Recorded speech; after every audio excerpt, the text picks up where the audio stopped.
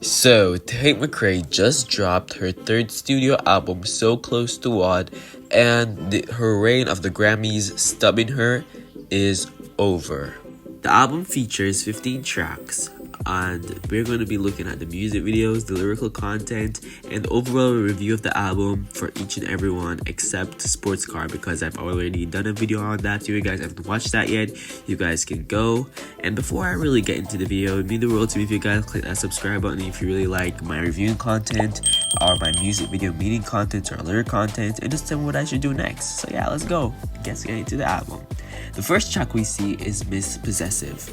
And this track doesn't feature a music video or a feature, but it does feature a little sound from a highly actress, Sydney Sweetie.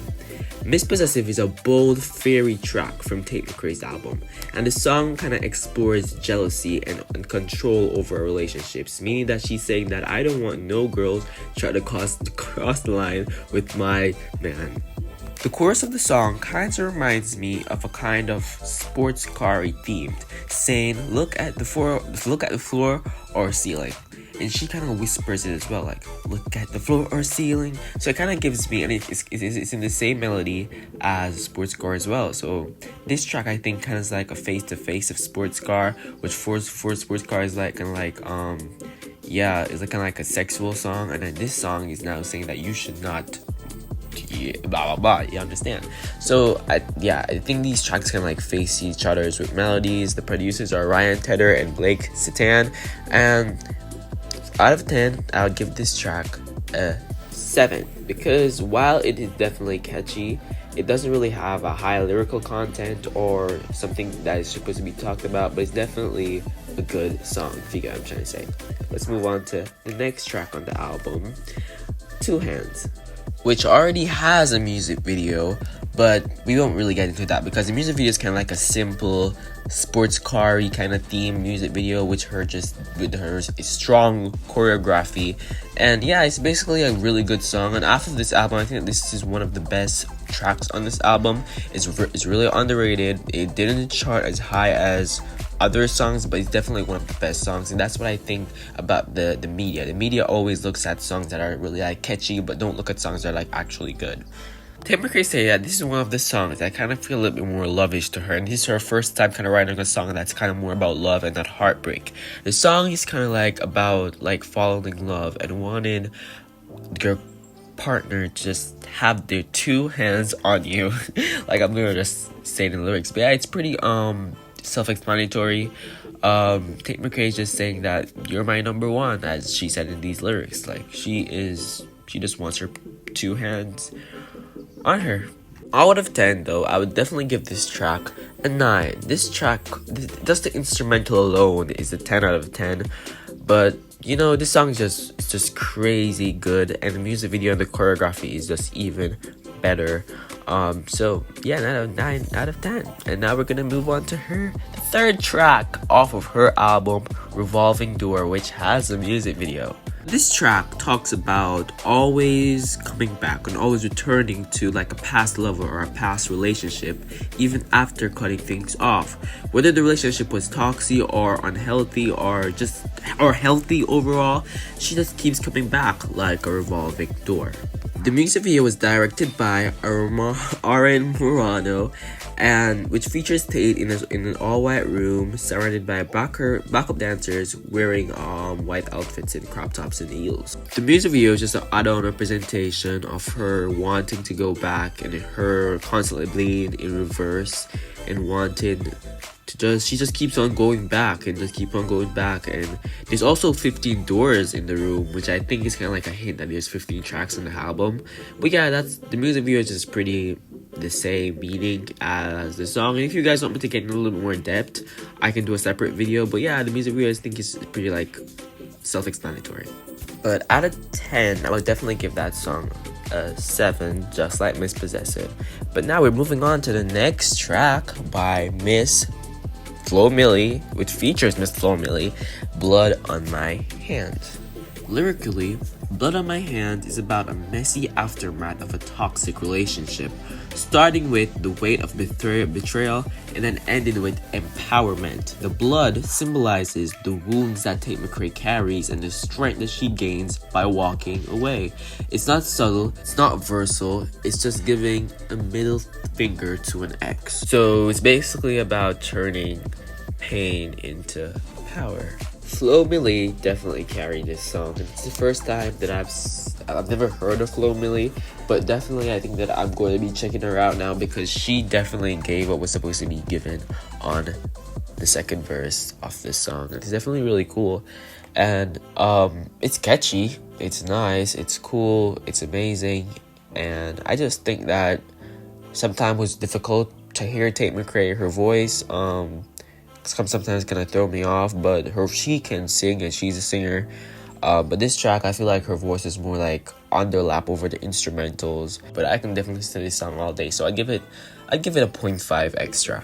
But let's talk about her the fifth song on the album, which is Dear God. And Dear God is more of the album's most emotional anchor, which is this. I think this is more of like a song that I've seen that is more like sad, which Dear God is kind of like a prayer for a rescue from her own demons, which is kind of like doubt or self-awareness.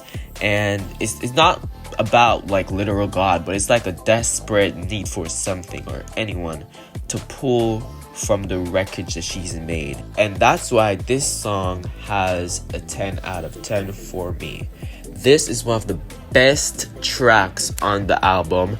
Instrumentally, vocally, I understand anything she said. The lyrics are very powerful. Like, this track might be the track that gets Grammy nominated for best pop vocal or just best pop song overall. Like, this song is the it song, and definitely it's a really good song.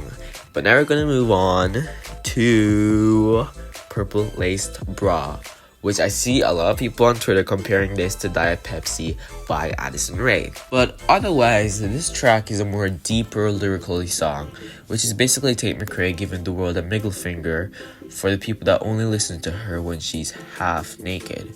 This song is about a frustration of being a young woman, artist, celebrity, human, whose voice is drowned unless she shows her body.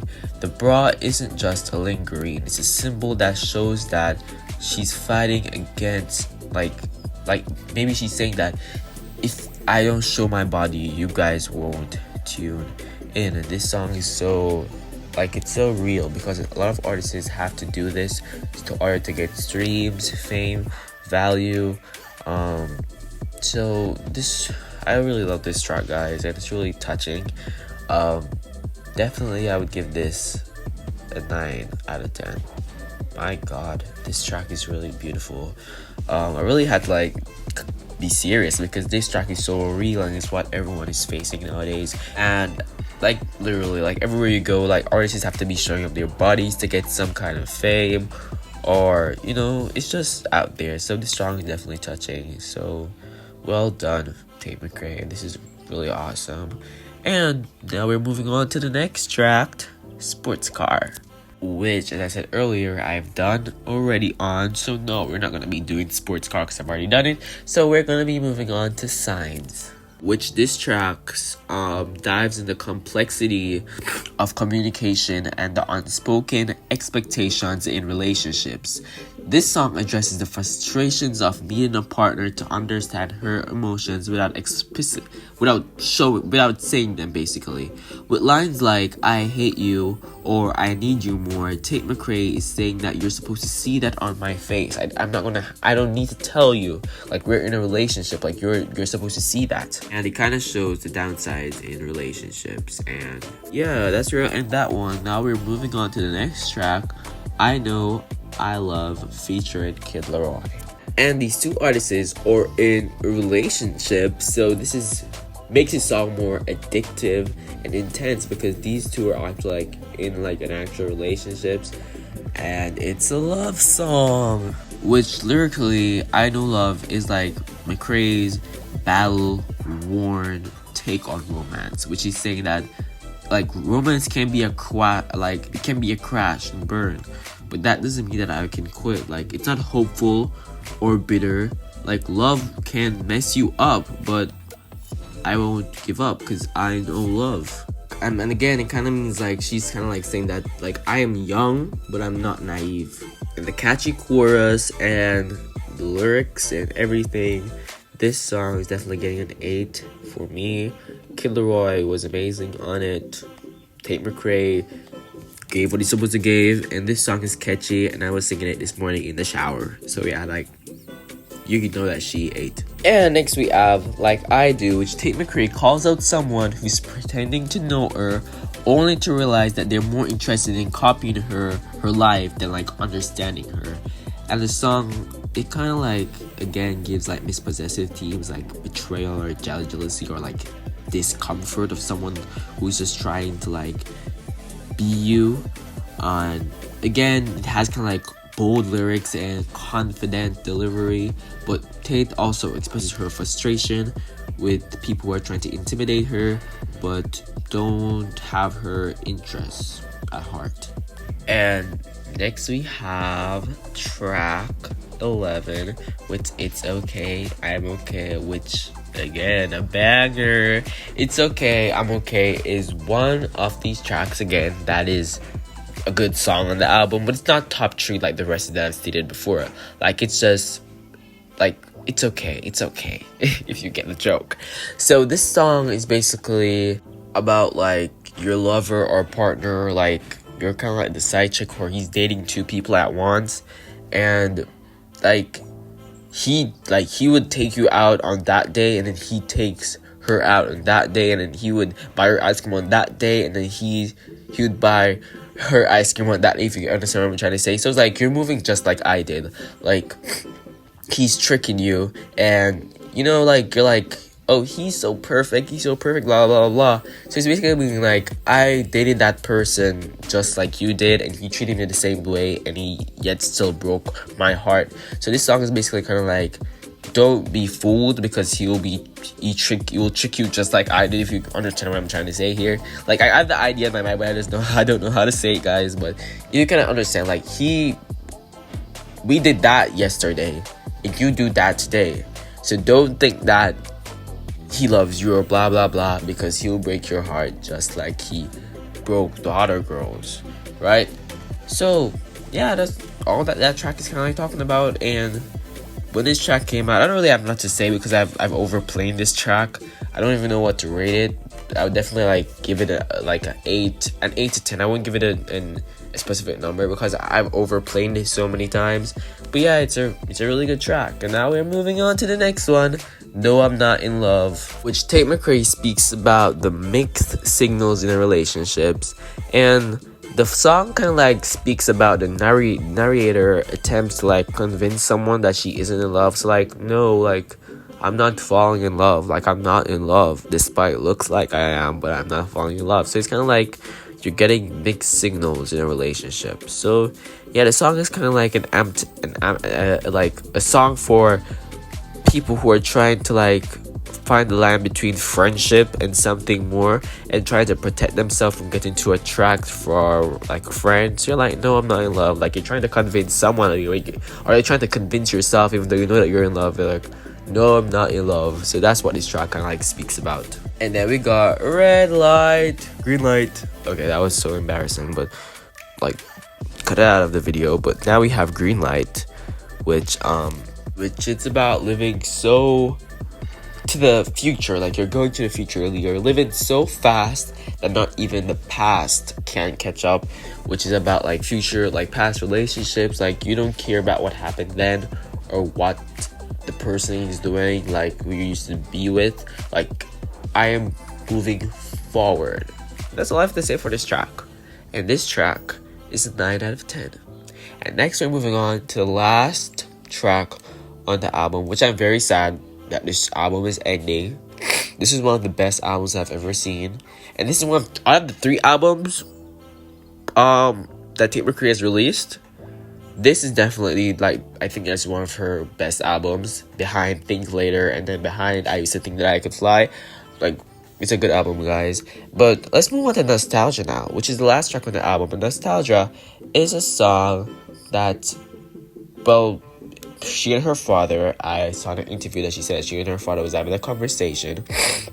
And it's more of a ballad that speaks about that caring lingers in the hurt and it doesn't leave anyone behind, and it's got like a punch of memory and love, and it's like her looking back and seeing all the things that she could have done and things that she has missed out on and things that could have been different. And this is just such a beautiful ballad, and I've got to give the thanks to Miss Tate Mcrae. And again, this album is beautiful, and yeah, my God, this album is really good. And out of 10, this album has definitely gotten a 9.5. Wow, Miss Tate Mcrae. This album is really beautiful. And this is where I'm going to end the video, guys. If you guys want me to do any more lyrical content or lyrical breakdown or lyrical reviews or music video views, you guys can comment down below. And again, subscribe. Thank you for watching, and thank you for watching. This is where I end the video. Thank you guys so much, and I love you. Bye.